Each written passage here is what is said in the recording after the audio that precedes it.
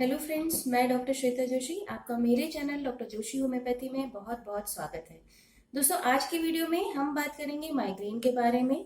जानेंगे माइग्रेन क्यों होता है, कैसे होता है और इसके लिए बेस्ट होम्योपैथिक मेडिसिन। तो ये वीडियो आपके लिए बहुत हेल्पफुल होने वाला है, तो प्लीज इसे लास्ट तक जरूर देखिएगा। और अगर आपने मेरे चैनल को सब्सक्राइब नहीं किया है तो प्लीज सब्सक्राइब करिएगा। तो चलिए शुरू करते हैं। माइग्रेन जो है वो एक स्पेशल टाइप का हेडेक होता है जिसमें पेशेंट को दर्द एक साइड से शुरू होता है, चाहे वो राइट साइड हो सकता है या लेफ्ट साइड हो सकता है। इसमें स्पेशली शिफ्टिंग टाइप का पेन होता है, एक जगह पे स्थिर नहीं होता है पेन। राइट से लेफ्ट जा सकता है, पीछे से आगे जा सकता है, आगे से पीछे हो सकता है। तो किसी भी लोकेशन पे ये जो पेन है वो शिफ्ट हो सकता है। जैसा कि इसके नाम में ही है माइग्रेशन, माइग्रेशन शब्द से ये बना हुआ है माइग्रेन।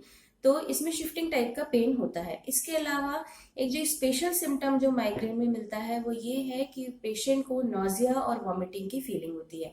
पेशेंट का जी मचलाता है, कई बार उसका मन करता है कि उसको वॉमिटिंग होने वाली है लेकिन वॉमिटिंग होती नहीं है, और कई पेशेंट्स में वॉमिटिंग हो जाती है।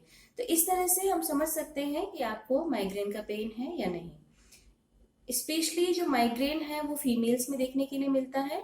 इसके अलावा 18 टू 45 ईयर्स की एज में ये ज्यादा कॉमनली पाया जाता है, लेकिन ऐसा कोई फिक्स नहीं है। कई बार ये चाइल्डहुड में भी मिलता है और कई बार ये एल्डर एज में भी माइग्रेन का पेन प्रेजेंट होता है। अब हम जानते हैं कि इसके कॉजेस क्या क्या होते हैं। तो अभी तक जो स्टडीज की गई हैं उनमें इसका कोई स्पेशल कॉज समझ में नहीं आया है, लेकिन फिर भी कुछ ट्रिगर फैक्टर्स होते हैं जो हमारे इस माइग्रेन के प्रॉब्लम को बढ़ा देते हैं। उसमें सबसे पहला फैक्टर आता है फैमिली हिस्ट्री।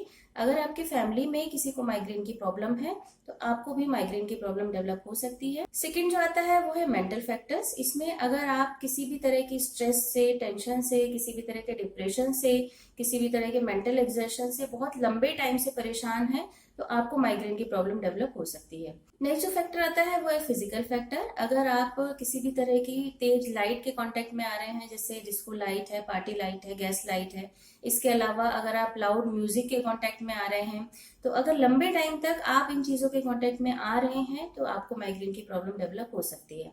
नेक्स्ट जो फैक्टर आता है वो है फूड। कई सारे ऐसे फूड होते हैं जो आपकी माइग्रेन की प्रॉब्लम बढ़ा देते हैं। इनमें कैफीन है, चॉकलेट है, जंक फूड्स हैं।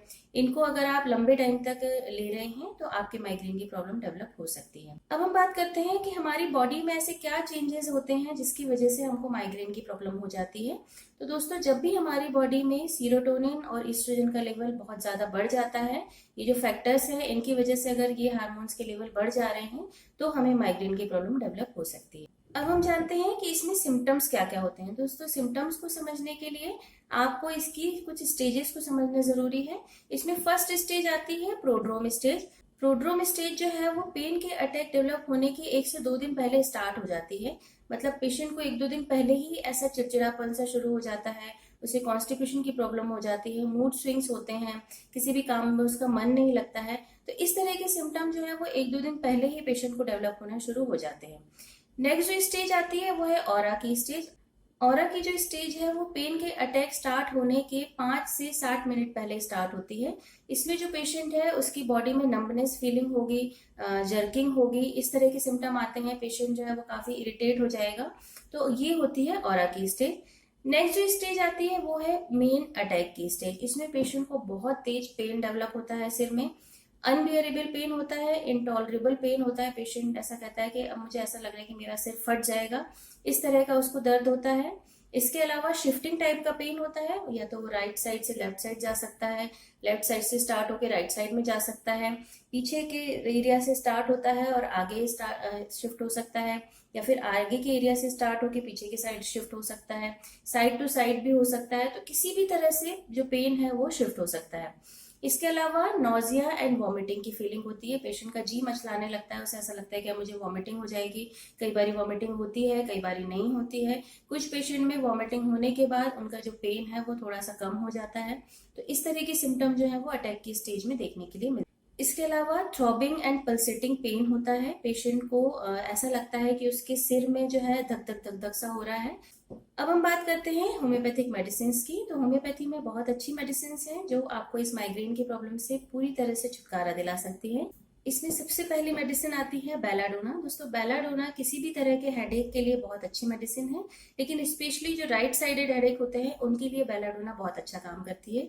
इसका जो पेन है वो बहुत थ्रॉबिंग पेन होता है, पेशेंट का जो फेस है वो एकदम रेड हो जाता है और पेशेंट को कंजेस्टिव फीलिंग होती है, मतलब उसको भरा भरा सा लगता है। किसी भी तरह का तेज शोर, किसी भी तरह की तेज लाइट, किसी भी तरह का मोशन जो है वो पेशेंट बर्दाश्त नहीं कर पाता और सोने से, प्रेशर देने से, मतलब सर दबाने से या सर को बांध लेने से उसको आराम फील होता है। पेशेंट जो है जनरली दर्द के कारण जो अपना सिर है वो पिलो में रखना पसंद करता है और पिलो में ऐसे दबा के रखना पसंद करता है, तो उससे उसको आराम लगता है। तो अगर इस तरह के आपके सिम्टम है तो बेलाडोना आपके लिए एक बहुत अच्छी मेडिसिन है। 30 पोटेंसी में 2-2 बूंदे दिन में 3 बार इसको आप ले सकते हैं और तब तक लीजिए जब तक आपका जो पेन है वो सबसाइड नहीं हो जाता।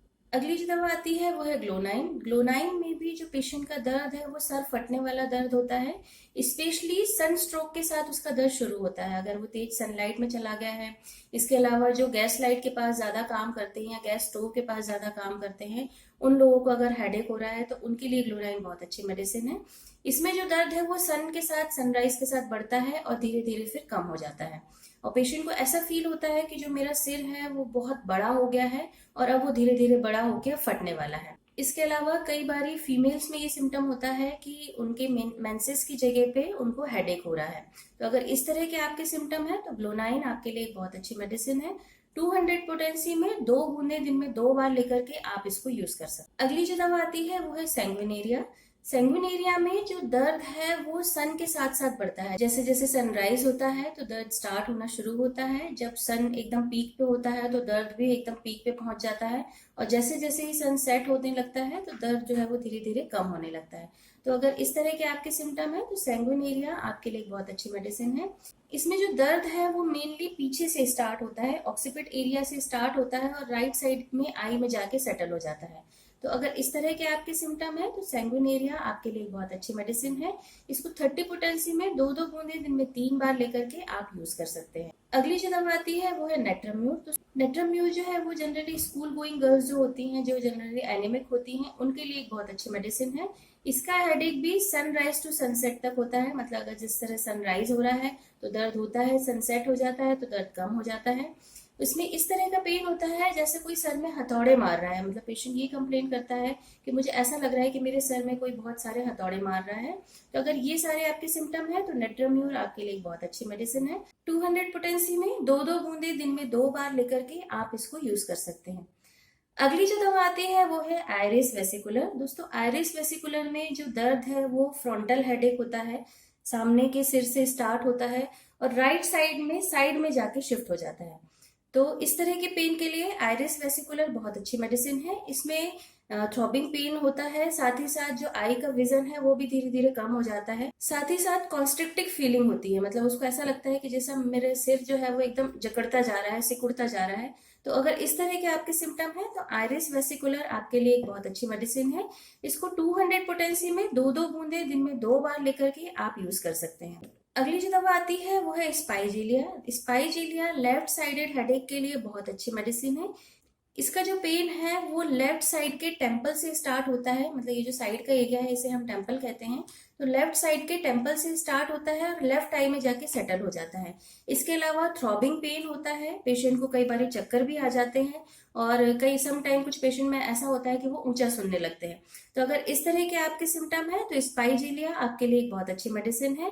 इसको 30 पोटेंसी में 2-2 बूंदे दिन में 3 बार लेकर के आप यूज कर सकते हैं। तो दोस्तों ये तो थी कुछ होम्योपैथिक मेडिसिन जिनको लेकर के आप अपने माइग्रेन की प्रॉब्लम पूरी तरह से ठीक कर सकते हैं।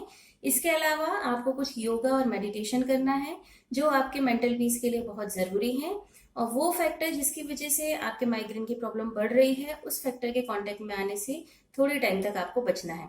इस तरह से आपके माइग्रेन की प्रॉब्लम पूरी तरह से ठीक हो जाएगी। तो आज की वीडियो में बस इतना ही। आपको मेरा ये वीडियो कैसा लगा कमेंट सेक्शन में लिखकर जरूर बताइएगा। इस वीडियो को लाइक करिए, शेयर करिए और मेरे चैनल को सब्सक्राइब करिए। साथ ही साथ बेल आइकन को भी दबाइए ताकि आपको मेरे आने वाले वीडियो के नोटिफिकेशंस टाइम से मिलते रहें। चलिए मिलते हैं अगले वीडियो में, तब तक के लिए नमस्कार।